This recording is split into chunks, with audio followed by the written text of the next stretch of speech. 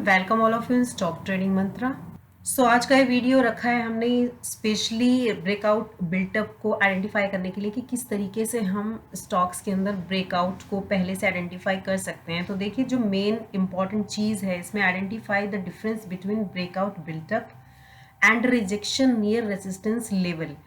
अगर हम इस पॉइंट की बात करें तो ये एक लाइन ही अपने आप में बहुत इंपॉर्टेंट है। देखिए, इसको इस चार्ट पर समझने की कोशिश करते हैं। डाबर ने आज ब्रेकआउट दिया और अप्रोक्स 5 to 6% का मूव यहाँ पर था। इसमें से अगर 4% भी कैप्चर कर सकते थे सो ये एक बहुत बड़ी अचीवमेंट होती है। तो अब इसको किस तरीके से हम बाकी स्टॉक्स के अंदर भी अप्लाई कर सकते हैं। देखिए, यहाँ पर एक रेसिस्टेंस ट्रेंड लाइन अगर आप देखिए, यहाँ पर one time resistance, second time, then फिर यहाँ पर इसने एम पैटर्न बनाया, यहाँ पर फिर से रेजिस्टेंस। लेकिन यहाँ पर क्या हुआ, किस तरीके से हम आइडेंटिफाई करेंगे। देखिए, जब यहाँ से ये वाला जो कैंडल बना उसके बाद में स्टॉक्स ने लोअर पीक्स बनाए। यहाँ पर बॉटम्स जो बने प्रीवियस बॉटम से वो लोअर बने। अगर मैं यहाँ से बात करूँ, ये वाले बॉटम से लोअर ये वाला बॉटम बना। उसके बाद में जब यहाँ से फिर से रिजेक्शन हुआ, फिर ये जो बॉटम बना ये इसके नीचे बना, ये लोअर साइड में बॉटम्स बनने शुरू हुए।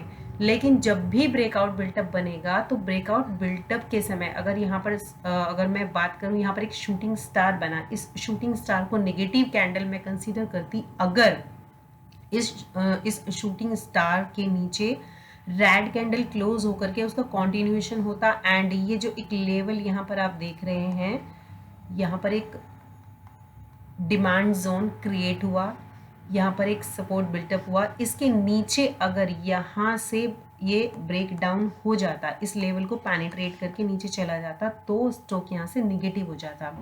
बट इसने क्या किया, यहीं पर इसी रेजिस्टेंस लेवल के आसपास अपने आप को होल्ड किए रहा, कई दिन तक यहीं पर ट्रेड करता रहा एंड फाइनली इसके ऊपर क्लोजिंग दी कल। एंड आज उसने उस लेवल को बहुत अच्छे वॉल्यूम के साथ, अगर अभी हम वॉल्यूम कैंडल भी लगा देंगे, वॉल्यूम के साथ में उसने एक बहुत अच्छा ब्रेकआउट दिया।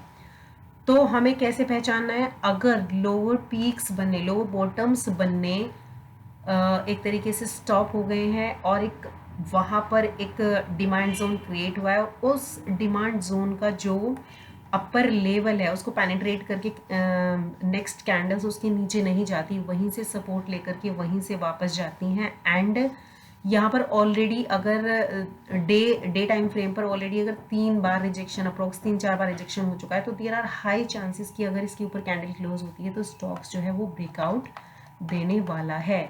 ये जा करके आप बैक टेस्ट कर सकते हैं, स्टडी कर सकते हैं बाकी स्टॉक्स के चार्ट के अंदर भी।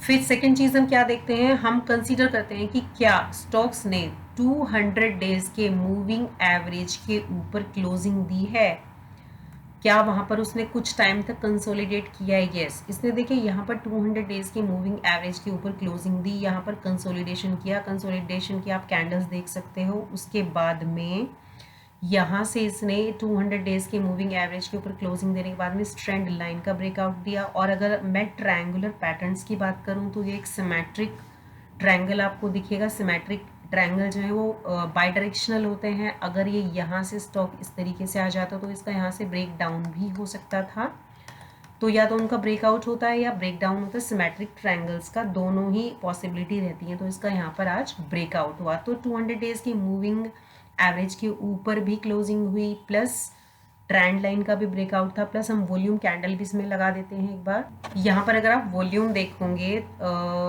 सी दिस कैंडल कितना अच्छा वॉल्यूम है। और ये वॉल्यूम कहाँ पर आया है, जब ये इस ट्रेंड लाइन पर सपोर्ट ले रहा था। यहाँ पर इस कैंडल की आप विक देखोगे तो यहाँ पर अच्छा खासा वॉल्यूम है। और 200 डेज के मूविंग एवरेज के आसपास जो डिमांड जोन क्रिएट हो रहा था, यहाँ से ही अगर आप इस बॉक्स को देखोगे यहीं पर ये वॉल्यूम आपको नज़र आएगा। तो वॉल्यूम बाहर अच्छी खासी है, जिसका की इफेक्ट आज आपने देखा डाबर के अंदर।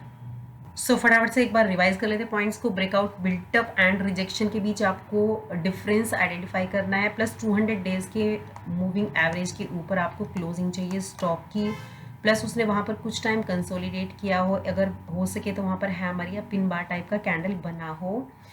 और जो रेसिस्टेंस लेवल है उसके ऊपर एक ग्रीन कैंडल क्लोज हुआ। इस तरह के कॉम्बिनेशंस अगर आपको मिल जाएं तो आप उसमें जो सक्सेस रेट है वो बढ़ जाता है। प्लस लोअर बॉटम्स बनने स्टॉप हो गए हों एंड स्टॉक ने ब्रेकआउट बिल्टअप यहाँ पर बनाना शुरू कर दिया और रेसिस्टेंस लेवल के पास में। आई होप ये वीडियो आपको पसंद आया होगा, तो आप कमेंट बॉक्स में ज़रूर बताइएगा कि किस तरीके से आप ब्रेकआउट बिल्टअप आइडेंटिफाई करते हैं, किस तरीके से आप ट्रेड करते हैं। एंड अगर आप चैनल पर नए हैं तो प्लीज़ सब्सक्राइब कीजिएगा, लाइक कीजिएगा एंड दोस्तों के साथ शेयर कीजिएगा। फिर मिलेंगे एक नई वीडियो के साथ। Thank you, bye bye.